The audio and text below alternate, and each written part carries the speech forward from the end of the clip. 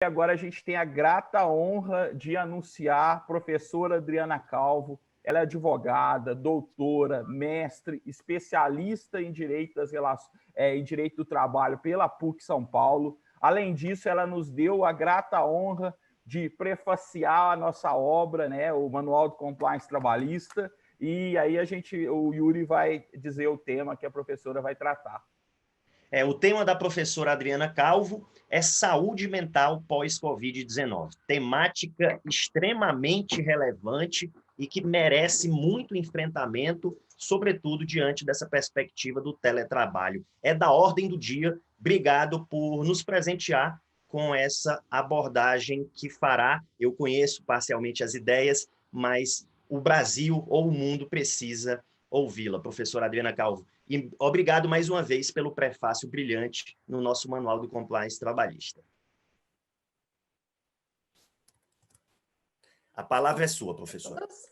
Estão me ouvindo bem? Tudo certo aí? Imagem, tudo ok? Então, bom dia ou boa tarde aí a todos. Agradeço o querido convite, né, do Fabrício, do Yuri. É o segundo evento, já que estamos aqui junto online, e os dois são fantásticos na organização, na escolha dos temas, dos palestrantes. Então, tenho que agradecer esse trabalho voluntário de vocês sempre, né, isso é muito importante. E o tema que eu vou falar aqui é sobre saúde mental em tempos de Covid 2019. Esse tema, gente, que eu vou abordar, ele está muito relacionado à minha tese de doutorado. A minha tese de doutorado na PUC São Paulo foi sobre o assédio moral institucional e a defesa do direito fundamental à saúde mental.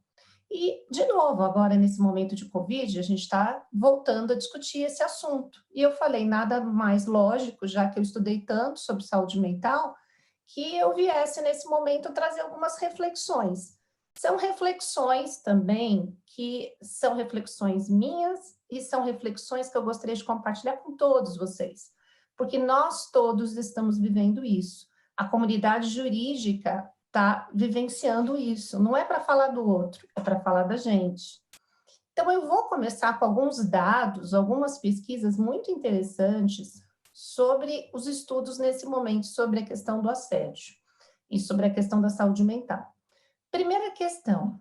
Hoje, os psiquiatras e psicólogos estão discutindo muito a questão dos custos psicológicos do isolamento e da quarentena.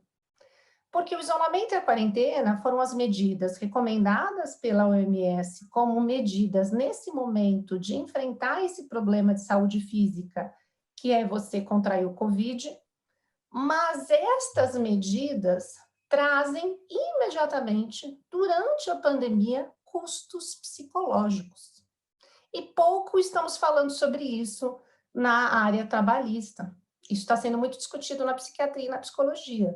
Mas, professora Adriana, que tipo de custos psicológicos? É o pós-Covid? Não, durante a pandemia.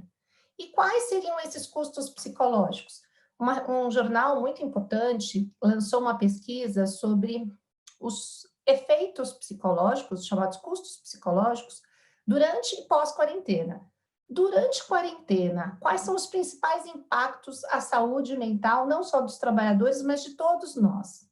Primeiro impacto, duração da quarentena. As pessoas ficam mais ansiosas, querendo saber quando vai acabar. Então, isso gera ansiedade, a questão da quarentena, quanto tempo vai demorar, quando a minha vida vai retornar, né? Então, essa é uma preocupação muito grande, duração da quarentena e do lockdown. Segundo, medo de ser infectado, ou ter alguém da família infectado. Nós estamos todos passando por isso. Nós estamos tendo que aprender a conviver de novo com medo, aquele medo que a gente tinha quando a gente era criança, lembra? E agora, nós adultos estamos passando por essa situação. Medo de ser infectado e medo de ter alguém da família. Frustração e depressão por estar confinado, com a redução do contato social e físico. A redução do contato físico e social também está causando impactos à saúde mental das pessoas. Isso engloba os trabalhadores. A falta de ter uma rotina pré-determinada, isso também afeta a saúde mental, principalmente das pessoas que eram muito rotineiras, que tinham lá a sua agenda totalmente programada. O que ia fazer hoje, o que ia fazer no final do dia. O medo relacionado à insuficiência de fornecimento de comida e medicamentos e serviços essenciais. Então, por exemplo, no início, discutiu-se muito a corrida aos supermercados e as pessoas estocando papel higiênico, estocando guardanapo. A gente viu em alguns mercados as pessoas comprando 50 álcool gels, não pensando no outro cidadão que não vai ter acesso se eu comprar 50. Então, isso tudo traz impactos à saúde mental. Informação inadequada, incerta ou excessiva. Para mim, Yuri Fabrício, aqui eu acho que é o mais difícil para o advogado trabalhista, para o operador de direito nesse momento. Porque nós passamos no primeiro mês aí por um excesso de informações muito grande. Era MP soltada de madrugada, era cliente ligando de madrugada. A gente percebia isso nos grupos, você ficava meia hora sem acessar um grupo de WhatsApp e tinha 150 mensagens. Gente, se isso não é ansiedade, se isso não é excesso de informação, o que seria? Né? E o excesso de informação está ligado com o que hoje se chama de infodemia. Infodemia, conhece essa palavra, Yuri? Infodemia. O que é a infodemia? É a sensação de aflição e pânico devido à quantidade de informações na mídia. E também a discussão sobre o que é esse excesso de informações pode causar a questão da ansiedade. Né? As pessoas começam a ficar ansiosas, as pessoas começam a ficar com fantasias quando vê uma mensagem que é negativa, que nem essa semana aqui em São Paulo, circulou aí nos grupos que ia ter lockdown em dia 1º de junho, aí o pessoal começou a ficar desesperado, gente que não estava saindo na rua falou, eu vou ficar trancado 15 dias, então começou a sair na rua. Então, assim, nem que seja para fazer uma caminhada. Então, isso tudo afeta a nossa saúde mental. Então, eu tenho conversado muito com psiquiatras e psicólogos. Por mais base psicológica que você tenha, nós todos estamos sendo afetados, de alguma forma ou de outra, e é isso que eu acho importante que todos observem, o que está afetando a sua saúde mental. Seu sono está ruim, você está mais emotivo, chorando por qualquer coisa, você está mais irritado. A gente está vendo agora violência doméstica nas casas, aumentou o índice de violência doméstica, as pessoas perdendo a paciência brigando. Eu tenho um amigo meu que falou para mim que o casal que se dava super bem começou a se dar mal e estão falando em se separar. E aí ele disse, eu não vou me separar agora, porque isso pode ser efeito da pandemia. Se a pandemia passar e continuar, eu me separo, senão eu vou me arrepender, porque eu acho que a minha mulher está descontrolada por conta da pandemia.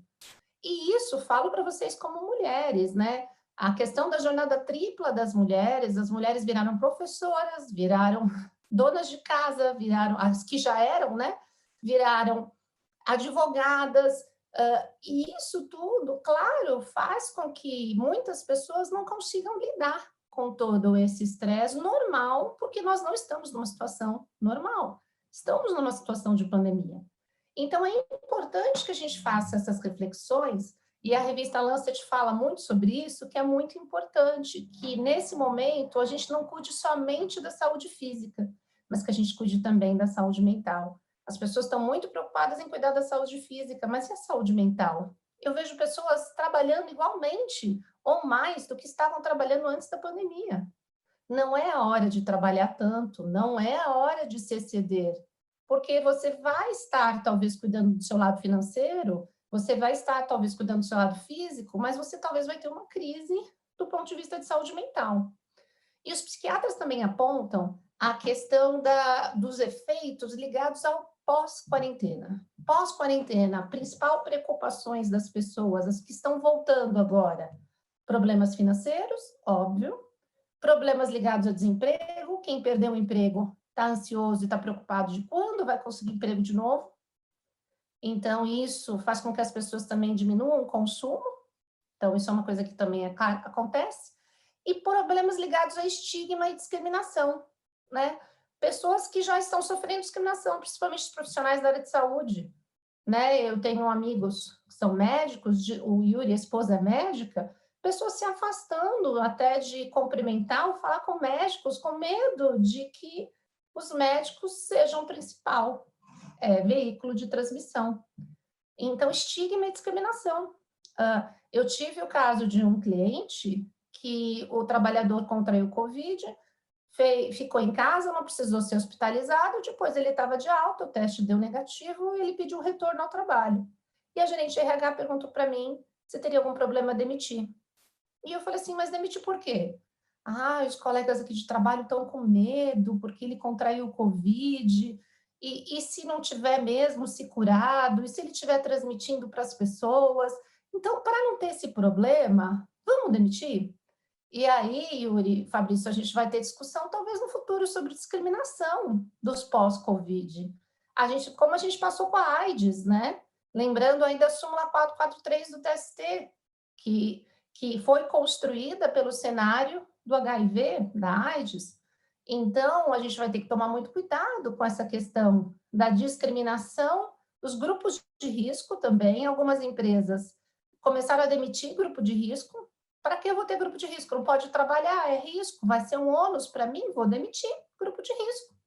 E aí, se comprovado que uma empresa demitiu todos os trabalhadores que eram dentro do conceito de grupo de risco, não seria considerado discriminação? Discriminação por motivo de doença, né? Então, esses temas eu acho que estarão aí dentro do dia a dia da Justiça do Trabalho. Além disso, eu gostaria de comentar com vocês 2 pesquisas. A pesquisa do Reino Unido, que fala sobre a grande possibilidade de, pós-Covid, as pessoas desenvolverem síndrome do estresse pós-traumático. Até acho que o Yuri colocou aqui o PowerPoint, está todo mundo acessando. Isso aqui é muito preocupante, porque o síndrome do estresse pós-traumático é um transtorno mental muito grave. Pessoas relatam ter esse sintoma quando elas passam por situações de forte estresse, como ser sequestrada, morte de um familiar, são situações de guerra. E os estudos estão demonstrando que os pacientes que são curados acabam desenvolvendo esse estresse pós-traumático. Esse estudo do Reino Unido fala que 1/3 dos pacientes começam a desenvolver estresse pós-traumático. 15% deles reportam sintomas de depressão em até 1 ano, e 15% outros tipos de transtornos, como problemas de sono, memória, mudanças repentinas de humor e cansaço constante. Pense nas pessoas que são hospitalizadas, que ficam lá dentro, que são entubadas. A cabeça, como é que fica essa pessoa? De achar que ela quase morreu, na hora que ela for entubada, pensar, minha vida está acabando, eu estou morrendo. Imagina esse estresse, não tem respirador, estou numa fila para conseguir ir para a UTI. Como vão estar essas pessoas, esses trabalhadores, quando retornarem ao trabalho? Né? Outra pesquisa também aponta essa questão, que é uma pesquisa na China, né? Uma pesquisa que foi feita na China, lá na cidade de Wuhan, que é a cidade do epicentro do Covid, fala que 20% da população está com síndrome de estresse pós-traumático no pós-Covid. Como eu disse, essa síndrome só aparece em situações pós-guerra, desastres naturais e agora, claro, pandemias. Então, 20% da população vai estar com efeitos de síndrome de estresse pós-traumático. Bom, além do que, os psiquiatras alertam, pessoas que já tinham problemas com saúde mental podem ter esses problemas agravados. Ou algumas pessoas estarem se sentindo totalmente bem nesse momento. Por exemplo, quem tem toque de higiene, aquela pessoa que ficava lavando a mão o tempo todo, arrumando a casa o tempo todo, quem tem transtorno obsessivo compulsivo. Nesse momento está se sentindo bem. Ou pode agravar o toque, a pessoa pode começar a querer limpar a mão 30 vezes ao dia, ficar o tempo todo passando gel. Outra questão também, os agorafóbios. Agorafóbios são as pessoas que têm medo de interação social, medo de ficar em multidão, gostam de ficar sozinho. Tem gente que era muito introvertido, que já não saía de casa e está normal na pandemia. Conseguiu se adaptar melhor do que outras pessoas. Mas algumas dessas pessoas podem, eventualmente, agravar esses efeitos agorafóbios. Acaba a pandemia, essa pessoa nunca mais se socializa, fica com medo de ir num show, fica com medo de encontrar alguém. Então, todos esses dados que eu estou trazendo aqui para vocês, no material, está lá com a fonte das notícias. São notícias que já estão alertando sobre estes problemas. Bom, e o que isso tem a ver com o direito do trabalho? O que tem a ver com o direito do trabalho é que nós temos, tanto no plano internacional quanto na Constituição Federal, dispositivos que protegem a saúde, não só a saúde física, como a saúde mental. Até porque a OMS é bem clara e ela diz que saúde é o estado de completo bem-estar físico, mental e social, não somente a ausência de infecções. Você estar no seu completo estado de saúde não é só você estar bem do ponto de vista de saúde física, é também do ponto de vista de saúde mental e bem-estar social. E nós temos, no plano internacional, a Declaração Universal dos Direitos Humanos, de 1948, artigo 25.1, que diz: a saúde é um direito humano internacional, reconhecido internacionalmente como um direito humano fundamental. O Pacto Internacional sobre Direitos Econômicos e Sociais, de 1966, artigo 12, número 1, reconhece a saúde como o mais elevado nível possível de saúde, ou seja, também um direito humano internacional. A Convenção 159 da OIT também reconhece a saúde como um direito humano fundamental. E a nossa Constituição Federal trata da saúde no artigo 6º como um direito fundamental social e também nos artigos 196 ao artigo 200. E o 225 fala em meio ambiente do trabalho. O 200, inciso 8º. E dentro do meio ambiente está o meio ambiente de trabalho. E o empregador, ele é responsável por zelar esse ambiente de trabalho. Porque o artigo 7º, inciso 22 da Constituição Federal diz: são direitos dos trabalhadores a redução dos riscos inerentes ao trabalho por meio de normas de saúde e segurança.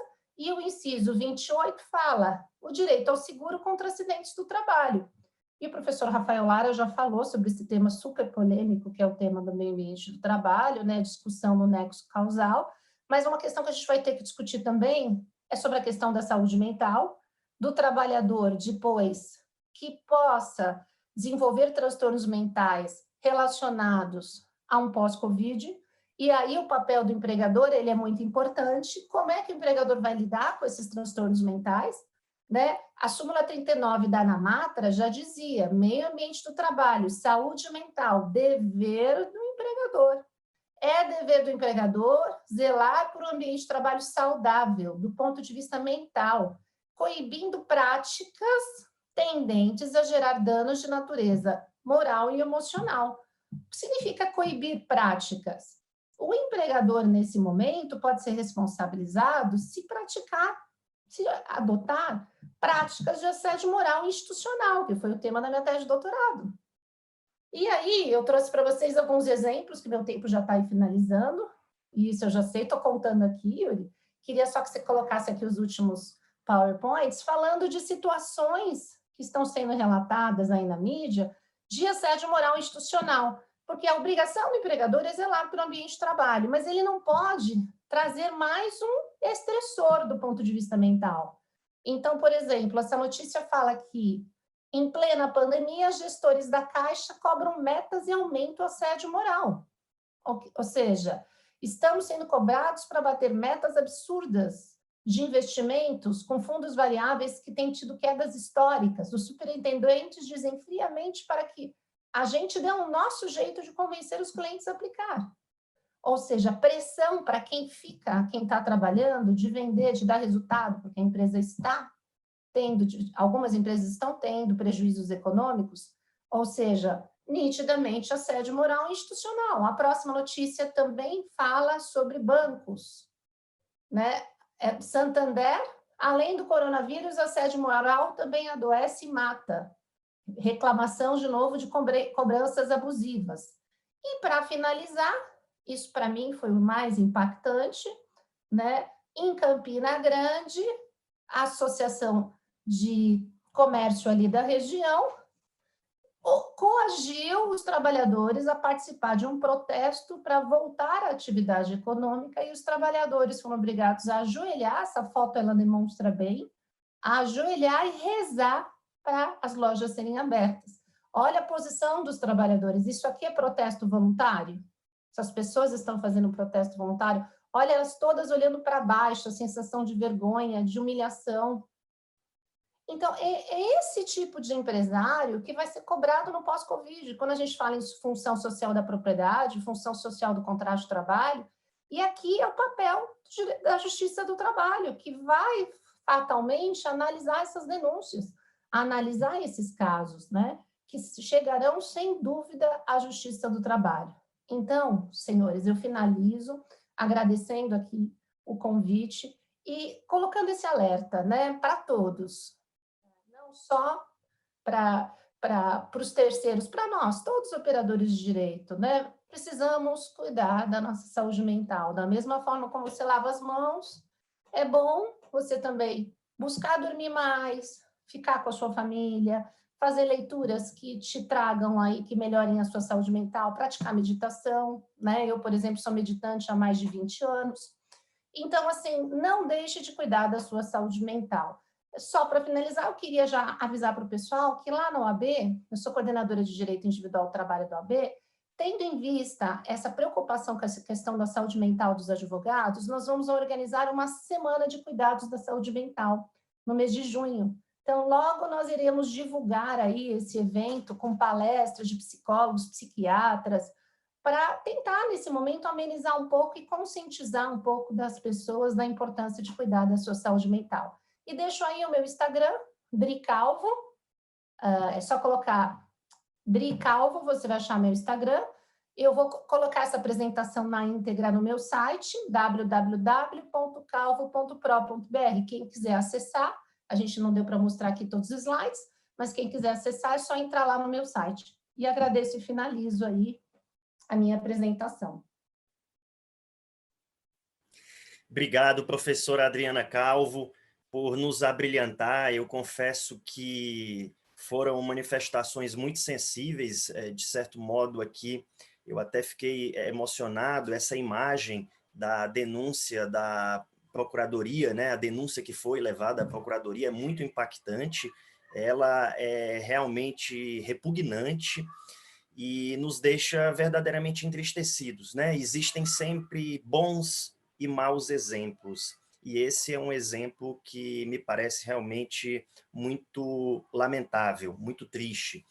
Então, com esse pesar, mas com o caráter também de um realista esperançoso, como já falamos no início, tenho certeza que vamos conseguir construir um pós-crise positivo, sair dessa mais fortalecidos. Mais uma vez, muito obrigado, sempre muito sensível, professora Adriana Calvo, enfim, professora já há tantos anos, é uma pessoa com quem aprendo muito, o convívio me permite extrair muito aprendizado, então fica só meu agradecimento mesmo. E não conhecia a palavra infodemia, tá, professor? Muito obrigado, acho que muita gente não conhecia, houve até comentários, não conhecia, obrigado, pediram até para colocar de novo o slide da infodemia, eu vou passar a palavra ao Fabrício, e aí eu faço a inserção do slide específico. Algumas vezes eu me pego até brigando um pouco com esse caráter infodêmico, se eu posso assim dizer, né? Em um neologismo, às vezes eu me pego um pouco infodêmico e tento trabalhar esse aspecto. Professor Fabrício, por favor, observações. Muito obrigado, professora Adriana. As falas da professora Adriana são sempre desvinculadas, às vezes, não só apegadas ao direito, ao positivismo, mas também pelo caráter fundamental, o caráter humano, que nos faz pensar a respeito da nossa existência enquanto seres humanos, enquanto cidadãos, e isso, para mim, é extremamente importante, extremamente relevante, essa questão justamente da gente pensar o que a gente está vivendo e como a gente está enfrentando esse momento. Confesso eu, quem me acompanha no Instagram aí tem percebido que eu tenho dado as minhas fugas aí, não só para a questão física, mas para a questão mental, andando aí pelas montanhas do sul de Minas com a minha bicicleta, com a minha esposa, tentando justamente que eu percebi essa necessidade de me desconectar um pouco e de saber enfrentar para lidar melhor com essa situação. Muito obrigado mais uma vez. Aí o professor Yuri colocou a infodemia. E para a gente não se alongar, porque